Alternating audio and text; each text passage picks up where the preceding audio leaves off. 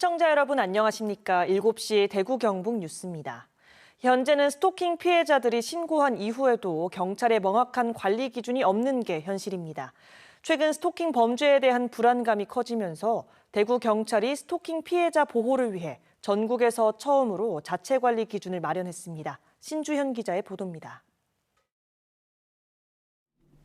지난 2017년 20대 남성 A씨는 SNS에 올라온 여성 B씨의 사진을 보고 성적인 내용의 메시지를 보내기 시작했습니다. A씨가 보낸 메시지는 5년간 15만 건. 스토킹을 견디다 못한 B씨는 올해 들어서야 경찰에 신고했고 A씨는 스토킹 처벌법 위반 혐의로 구속됐습니다.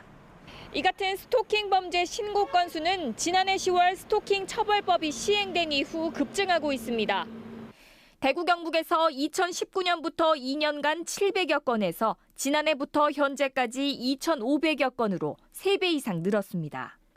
그러나 스토킹 범죄는 피해자가 경찰에 신고를 하더라도 뚜렷한 관리 기준이 없습니다. 가정폭력이나 데이트 폭력 등이 신고 접수 이후 피해자 모니터링 등급을 2개에서 4개로 나눠 사후 관리하는 것과 대조적입니다. 대구경찰이 전국 최초로 스토킹 피해자에 대한 모니터링 기준을 마련했습니다. 긴급 응급조치와 잠정조치가 결정되거나 피해자에게 살해 위협을 한 경우는 A등급, 1년 안에 신고가 3차례 이상 발생하는 경우 등은 B등급으로 구분합니다. 등급에 따라 2, 3개월 동안 최소 한 달에 한 차례 이상 주기적으로 전화나 방문을 통해 피해자 상황을 점검하고 필요한 경우 관리 조치를 강화합니다. 네, 스토킹 전담 경찰관입니다. 지난 친구 이후로 가해자가 찾아오거나 연락이 온 게 있으신가요?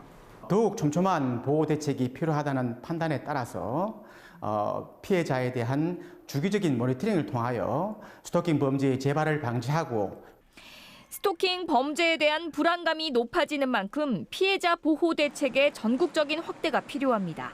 KBS 뉴스 신주현입니다.